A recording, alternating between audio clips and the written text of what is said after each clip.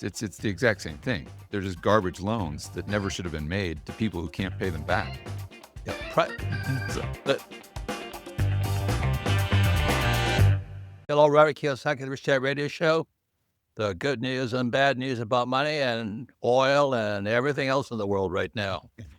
There's so much going on, man. I can't ask for much more.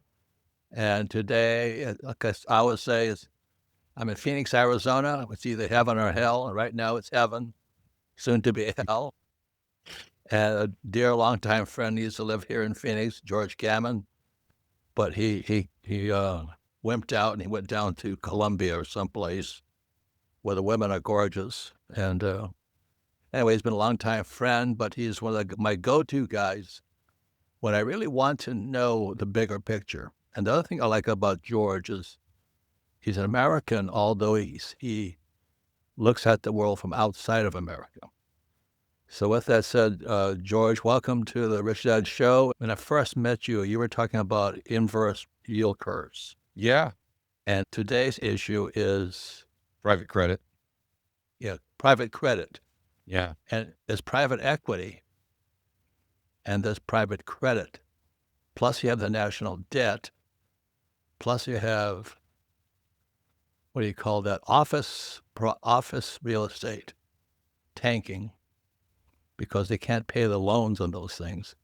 Yeah. So let's get back to private credit. See, back in 2008, it was mortgage-backed securities. They were derivatives. What is private credit, George? Well, let's actually go back really quick. You said something interesting. You said mortgage-backed securities. But what was the crisis? That's right. But but remember, Robert, what did we call the crisis? We called it subprime, didn't we? Yeah. Called it subprime. But what is the private credit crisis that we're dealing with in 2026? It's subprime. It's the exact same thing. They're just garbage loans that never should have been made to people who can't pay them back. Yeah.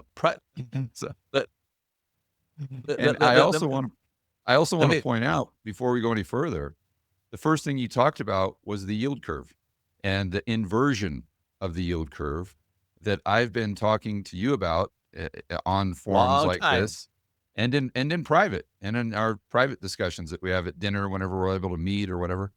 I've been talking about that for probably 2.5 years, and not just the inversion of the yield curve, but the uninversion of the yield curve. And what's really fascinating is the yield curve and what's happening with private credit. It's one and the same. It's one and the same because the yield curve predicted this. George, you're messing with my brain now. Come on, give me a break. Okay. Well, first of all, I want to say every time I hang out with George, you have an event in Orlando coming up. Yeah. Well, the Rebel Capital is Orlando in May, the last week in May. Yeah, hopefully we'll have you there. I'm planning on being there. I go there to learn, to listen, and all this. But for those of you who really want to get a pulse on what's going on in the real world, it's George's events, and he puts these words out like private credit versus private equity. And then you have subprime, you have mortgage-backed securities, collateralized debt obligations, and derivatives. And the average person has no idea what they mean. Yeah. And each one of them, especially derivatives, have the power of a thermonuclear device to blow this whole place apart. So when I saw private credit come up, it says the same thing. Private credit means they lend money to people who can't get credit. Is that what you're saying? Basically. It's basically what happens, Robert. You're going to love this. You're going to love this. Basically what happens is, let's just say, and we'll just use an example that everyone can easily understand. Okay. Let's say you've got someone with a 500 credit score. All right. And they go to the bank and they say, hey, bank, I need to borrow $500 million. And they say, do you have a job? I say, no job. Okay. Have you had a job in the last 10 years? No. Actually, I just got out of jail. Oh, wow. Okay. And then what's your credit score again? Right around 500, maybe 490, something like that. And they said, let me get this straight. You want to borrow $500 million? Yeah. They said, yeah, I don't think so. We're not going to lend you $500 million. So then what happens is you have a quote unquote shadow bank. So these are these private credit institutions that go out there and try to sell their investors on this guaranteed risk-free 10 or 12% return. So what they do is they go to that exact same bank and they say, hey, we'd like to borrow $500 million. And the bank says, oh, really? Well, what's your credit score? They say 780. This bank says, oh my goodness gracious. And you went to Harvard? And you went to Yale? Oh my goodness, wow, you guys are fantastic. We would love to give you $500 million. So then the bank lends the $500 million to the private credit guys, like let's say Larry Fink. And then Larry Fink calls up the guy with the 500 credit score that just got out of jail and says, hey, guess what? I've got great news. I've got $500 million with your name on it. All you have to do is pay me 14%. And the guy says, sure, well, I'll pay you 400%. Doesn't matter because I'm not going to pay you back anyway. That's private credit.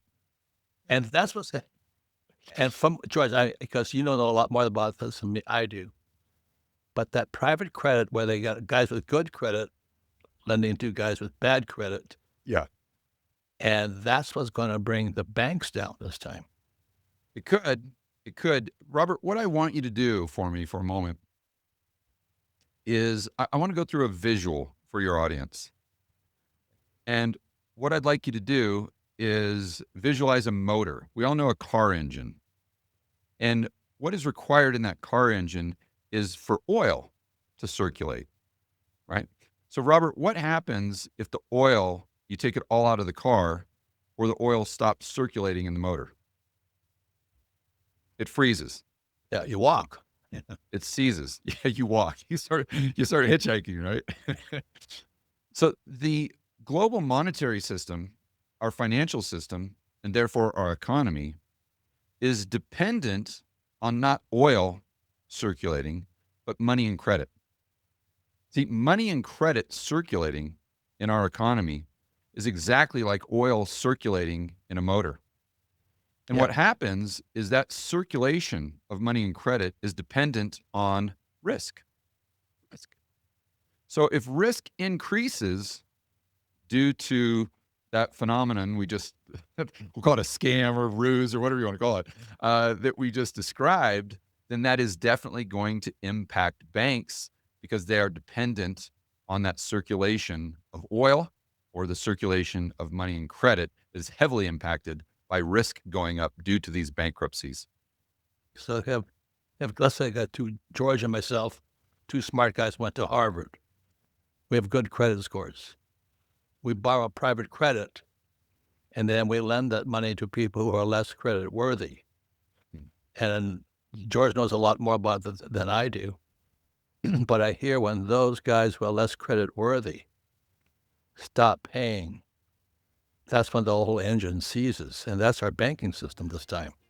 Yeah, and it's exactly what happened in 2008, Robert. Remember? They stopped paying back the home loans because no one could afford it. What's the difference between not paying back a home loan and paying back a private credit loan? It's the exact same.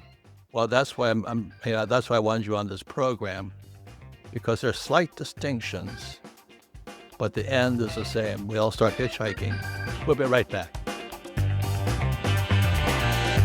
Most people think saving money is the answer. Hard work, save more, trust the system. A rich dad's been asking a different question for decades. What are you saving in? Because while you've been saving dollars, the government has been printing trillions of them every 90 days. Another trillion flooding into banks, Wall Street, asset markets. Every single dollar you saved worth a little less every single year. That's the game the wealthy figured out a long time ago. They don't save dollars, they convert them into real assets the government can't print away. Gold, silver. And Rich Dad has lived through every single major crash. 1987, 2000, 2008, 2015, 2019, 2022. Every single time he got richer, not poorer. Because when everyone else panicked, Rich Dad saw a sale. Right now, Rich Dad believes the biggest financial shift of our lifetime is here. Gold and silver aren't just holding value, they're They're outperforming nearly every asset on the market. And the biggest banks on Wall Street say the run isn't over. Gold is just under $5,000 today. JP Morgan says $6,300 by the year end. Silver around $80. Bank of America says it could reach $309 an ounce. That's why Priority Gold created the Rich Dad Free Wealth Defense Guide. It shows you exactly how to move physical gold or silver to your IRA or 401k tax and penalty free with up to $10,000 in free silver on qualifying purchases. Call 866-703-9895 for your free guide. Again, that's 866-703-9895 or text guide to 24999 or click the link below. In every crash, someone gets richer. Make sure it's you. Welcome back, Robert Kiyosaki. Our guest today is longtime friend George Gammon. He used to share the office with me in downtown Scottsdale, and he now lives in Cuba or Greenland or where one of those places. Next? One of those places. Wherever Trump's going to bomb, George is going to move there. Yeah, right.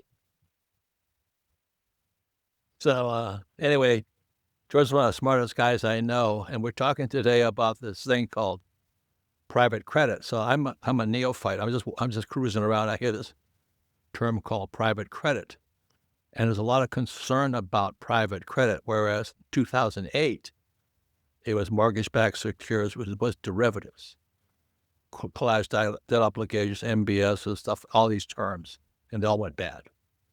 So today we have private credit. So my question to George is, what the heck is private credit, and how much of a concern is it?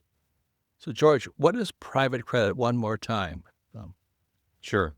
So private credit is just money that is lent by what they call a non-deposit institution. So a deposit institution is a bank, right? They take deposits, they lend out money. Well, a non-deposit institution is what we'd call like a shadow bank or something like that. But if your viewers are familiar with BlackRock and Larry Fink, that would be an example of effectively a shadow bank or a non-deposit institution that's lending out money, right? So Yeah, a shadow bank isn't, you don't have a passbook with them. They just yeah. just- So you would not have an account No. with a shadow bank. Right. So what they would do is, let's just say you and I run a private credit fund. We'll call it the Rich Dad private credit fund. And so what we would do is we would actually go to a bank and we would borrow $10 billion from that bank. And we would get equity as well, like Kenny does, from his investors. But we're just focusing on the debt component of it right now, or the credit component of it. And so then what we would do is we would go out to all of these businesses, let's say software companies, that can't get a loan from a bank because by definition, they're too risky. And then we would say, hey, we just borrowed this $10 billion from the bank. We'll go ahead and lend it to you at an exorbitant interest rate. So then we can go ahead and promise our investors they can get a risk-free 10 or 12% return, while they could only get, let's just say, a 4% return buying a U.S. Treasury. So this is the ruse. Now, if we go back to 2008, everyone knows that the main component there was a result of lending to subprime borrowers. These borrowers just happened to be people that couldn't afford a house, that had a job at McDonald's, and somehow they owned $5 million mansions or whatever it was. And it's the exact same thing here. Instead of an individual borrowing money to buy 10 houses, this time it's an entity like a software company that has no chance of actually turning a profit, borrowing, let's say, $50 million from Blue Owl or BlackRock or Rich Dad private credit. And so you can keep kicking the can down the road as long as they're able to roll over the debt. So let's just assume for a moment that subprime borrower that we were talking about earlier with the 500 credit score, this guy borrows $50 million. And can he pay it back? Absolutely not. But when he has to pay it back in 2 years, let's say he goes back to the private credit entity and says, yeah, I just want to roll over the debt. And they say, okay. So then on their books, that loan is still valued at 100 cents on the dollar. When in reality, that loan should be valued at 0 cents on the dollar. So you can keep kicking the can down the road and play this game, but at some point in time, the music stops, right? The music stops, and there aren't enough chairs for everybody to sit down, and that's usually when So the stuff George, hits the fan. this is my question. How close are we for musical chairs to end? And when it ends, what happens? So the timing of these things is impossible to know. But what we can do is look at history. And we do know that these, going back to the yield curve, we talked about that, it inverted maybe 2 years prior. And why that's important, Robert, is because that is an indication of risk. And it's actually very easy for people to understand. So if I asked you, let's say I asked you to borrow $1 million, and you said, okay, for how long? And the first time I came to you, I said, oh, I just want to borrow it for a week. You'd say, okay, I'll charge you a 5% interest rate. But then let's say I come back the next day and I say, oh, actually, Robert, I want to change the term of the deal here.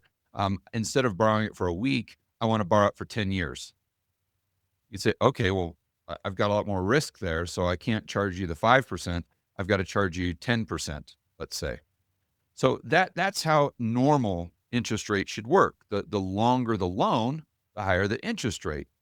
So that's why an inversion of the yield curve is so bizarre, and it should not happen. And that's when the longer term interest rates are actually lower. So imagine if I said, hey, I want to borrow money for 10 years. And you said, oh, fantastic. I was going to charge you 5% for a week, but now I'll only charge you 3%. So the reason that happens is because of risk. And then we see this risk starting to bubble up to the surface. Warren Buffett talks about the tide going out. Right? He says when the tide goes out, you can start seeing who is swimming naked. Right. Well, right now, the tide's going out, Robert.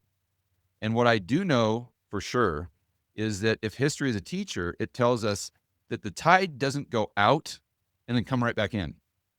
When the tide starts to go out, it continues to go out further and further and further and further.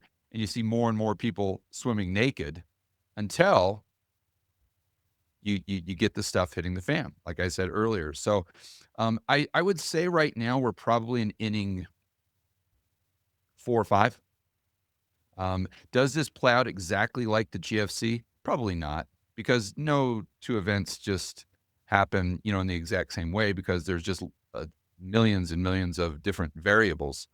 But we will very likely have a credit event, let's say, event. So what you're saying, another 2008 possibly? Possibly, but it wouldn't play out. It's very unlikely for it to play out the exact same way. But the cycle, there's going to be something you call an event. I think that's what people are watching for. Yeah. What's the event and what's the trigger? So you look at Hormuz. I mean, how many more triggers can you wait for? Well, that's a great point, Robert. That's a great point, because let's remember, what was the trigger and the catalyst in 2008? It was high oil prices. That was the trigger. We talked about that before we went live, that back in 2008, oil got up to $140 in nominal terms. So in today's dollars, that would be probably, 200 or something. And that, although the conditions were prime for a GFC, in my view, that was the catalyst. That was the straw that broke the camel's back. So let me give you one more wild card sitting out there. Yeah. In 2008, we didn't have AI. Yeah. And now we have AI. Yep. And unemployment is going to keep going up now. I just saw that law schools are having trouble because they don't need lawyers. Yeah. And they have all this fixed debt and things like this. So you have all these wild cards coming in on this GFC, 2008 to 2026. So when you have AI kicking in, have you followed that very much? I mean, what's that Yeah, going to do for employment? I have. What? And do you still have that hot air balloon? You do, right there in the corner. Yeah, back there. Yeah. So the reason Robert has that hot air balloon is because one time I gave him a visual analogy of our economy, where I said that in a healthy economy, the top of that hot air balloon should be the economic output of the individuals and entities in that economy, and the basket is the asset prices. Let's say the S&P 500. So the basket should follow where the economy goes. But now what we have is the opposite. We have the asset prices really leading the economy. So if asset prices go down, so goes the economy. Why is that important? It's exactly what you just said, Robert. Exactly what you just said. The reason the stock market is at nosebleed levels, and at these levels it makes absolutely no sense whatsoever, is because of passive investing. So what happens is when people get their paycheck, just 10% of it, because they listen to Dave Ramsey, goes directly into a passive index fund, right? So then that's because And on that's net, like a 401k or an IRA or something. yes, Not yes, actively managed. Yeah. exactly. So you have all this money just flowing into the stock market, flowing into the stock market. But that's only because unemployment is low, right? Because if unemployment goes up, then people don't have a paycheck. So what money do they put into the stock market? They don't have any money to put in the stock market. So what happens is if unemployment goes up, regardless of why, even let's say it goes up because of artificial intelligence, what that means is less money going into the stock market. So instead of a net inflow, you have a net outflow. And that means the stock market goes down dramatically. And that, You're scaring George, you're scaring the crap out of me. I well, mean, I'm not trying to scare people. no, I'm just trying to, no. Uh, you're verifying what I'm afraid of. That's what I'm yeah, saying. I'm not saying you're doing it to me. I sit there looking at that thing. I go, okay, what's the worst? What's the worst scenario now? So well, what you're verifying everything I've been concerned about. did you see, do you know who Michael Burry is? He's the guy Yeah, with, okay. the big Your part. audience, I'm sure, probably knows who Michael Burry is due to Yeah. the movie The Big Short and whatnot. I actually subscribed to his Substack, and he had a post the other day, which was very extensive, where he goes through and he analyzes going back to like the 1920s as far as when you get a drawdown in the stock market, how far it usually goes down based on the PE multiple, which we don't have to discuss here. But the bottom line there is his base case was the stock market is overvalued by 40%. And he said that his base case for a trough in the stock market, if history is a teacher, if it's if it's happening at the same time as a recession, would be a decline of 70%. 70%. That's not George Gammon saying that. That's Michael Burry. And it's not like he was just saying that off the cuff.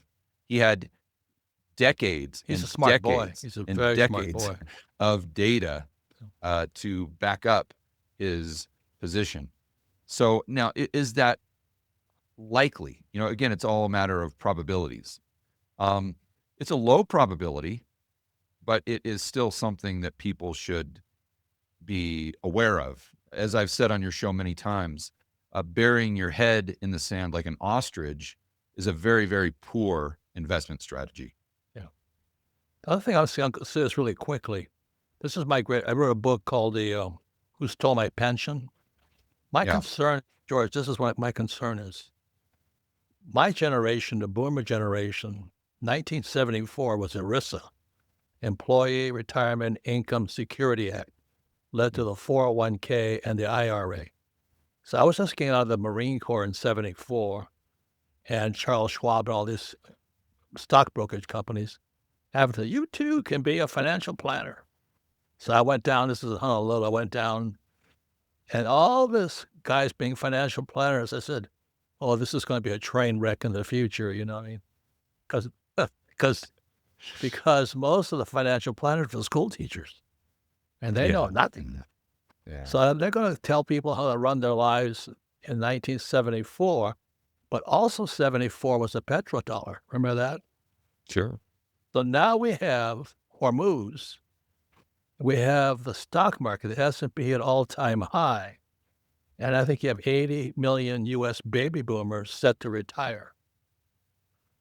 You know, what they say in Hawaii is called aloha. Yeah. You know, it's going to be like, you know, in Peanuts, the cartoon character, where Charlie Brown, you know, Lucy holds the football, and Charlie Brown winds up. He says, I know you're going to pull that football away. And Lucy says, I promise I won't pull it away. So Charlie Brown winds up. She pulls the football away, and he falls down. This is my prediction. And I'm saying what Michael Barr, what you're saying, everybody, what I'm saying is that my generation, the boomer generation, there's going to be no retirement. That 401k is going to toast because it's going to be the biggest crash in history. And that's what I've been predicting for a while. And somebody said to me, says, what if you're wrong? I said, I could be, but what if I'm right? Yeah, but think about what you've been doing in your own personal situation, Robert. You always talk about buying gold and silver. And so far, let's just be clear, right? So far, you could say, oh, Robert, you've been wrong. We have not had this catastrophic crash or blah, blah, blah. But you could also say that, oh, yeah, but I forgot gold is up 100% in the last 2 years or whatever it's up, you know. Silver's up, what, 3 times? Or I haven't checked the price lately.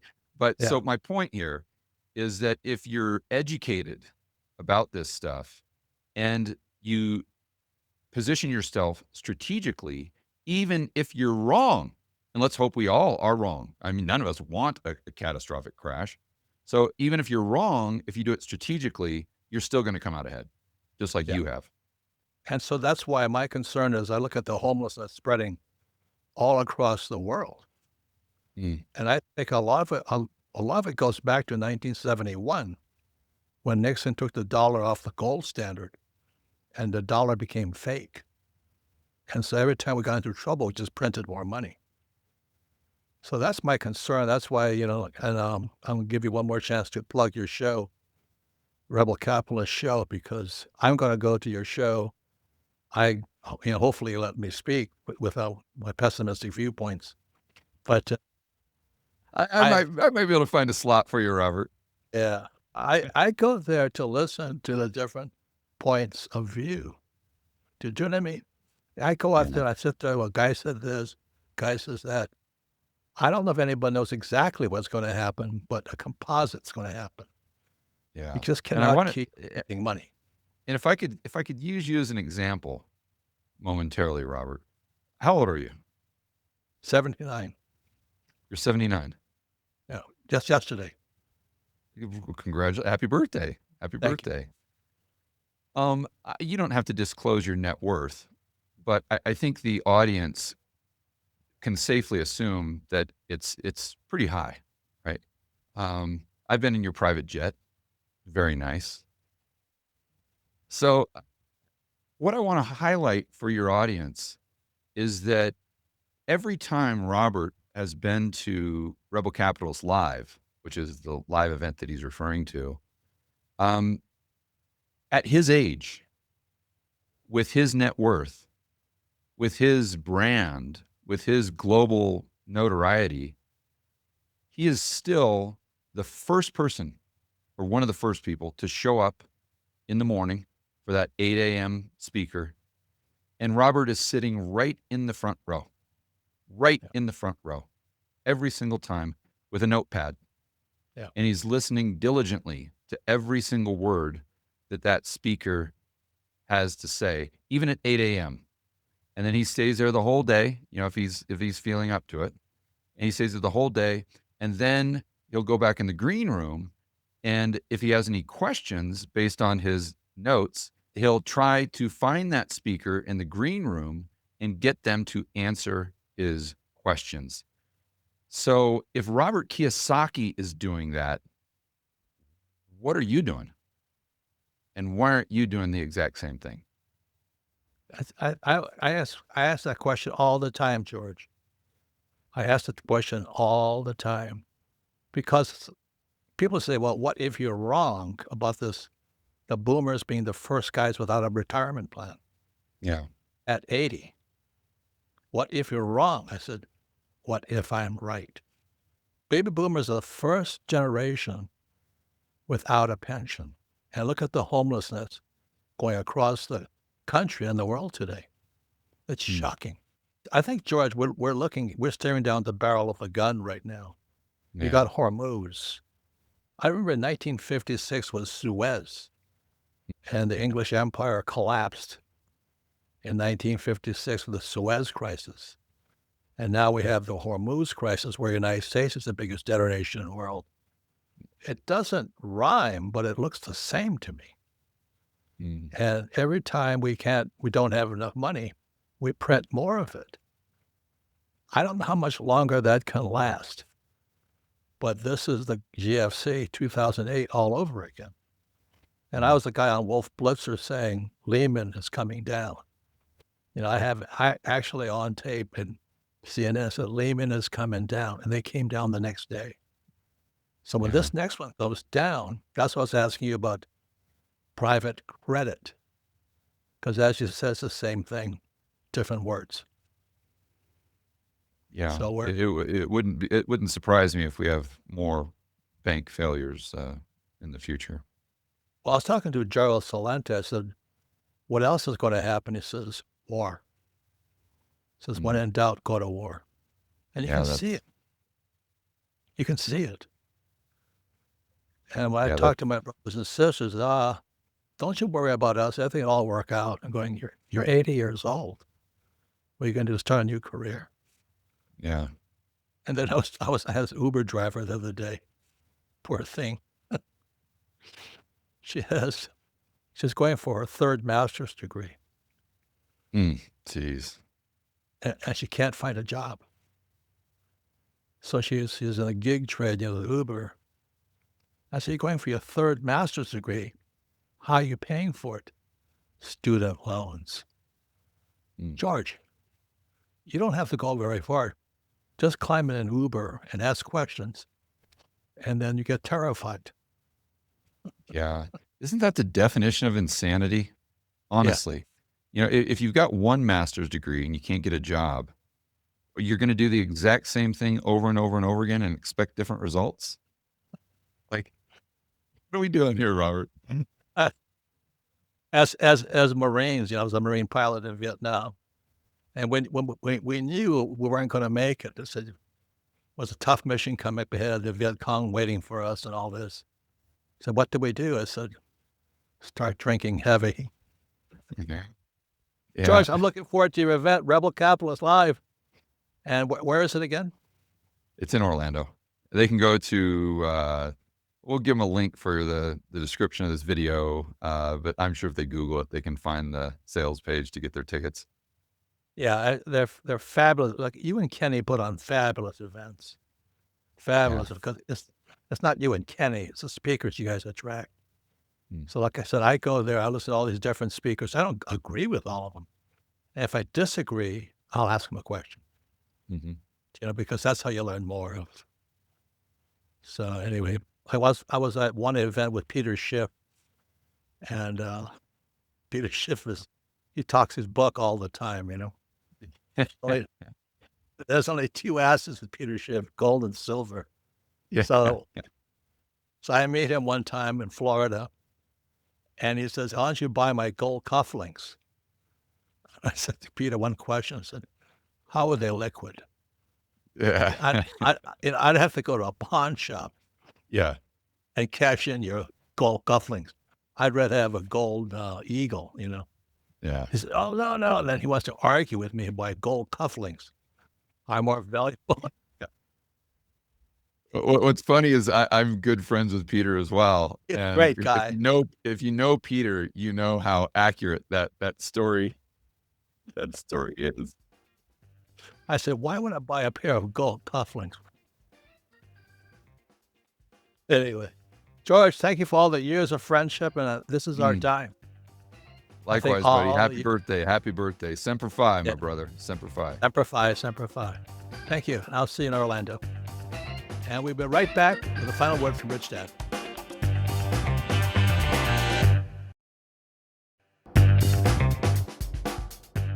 Once again, I thank a longtime friend, George Gammon. One of the best things about life is having friends smarter than you. And when I grew up, I was in high school. My friends weren't the brightest guys on earth. And they make a lot of money because they grow marijuana. I don't touch marijuana, but they do that. But to have friends like George Gammon and Ken McElroy and Peter Schiff, it's one of the biggest joys of my life. I just turned 79. So that way, George is going to have his program in Orlando, I believe, the Rebel Capitalist Live. If you can make it, please attend it. But this is a very, very exciting time. But unfortunately, what we're talking about is I think homelessness is going to go up because my generation, George is a lot younger than me, is the first generation without a retirement plan. So we're going to see homelessness and RV parks and some of my family with no money. So this could be the end of the American empire, but you don't have to be a victim of it. Like I've said in many of my programs, when they started hitting Hormuz or Iran, which I hate war, I own a lot of oil wells in Texas and Oklahoma. So when they started bombing Iran, thanks to Mr. Trump here, when he started bombing Iran, I got richer. So ladies and gentlemen, just because people are getting poorer doesn't mean you have to. You can still get richer. And I want to thank George for his comments on private credit. It's the same old thing in different languages. We're in serious trouble financially. So I want to thank you for watching the Rich Dad Show. And may you stay get educated because you don't have to be a victim for the financial crisis we're heading into. You take care. This podcast is a presentation of Rich Dad Media Network.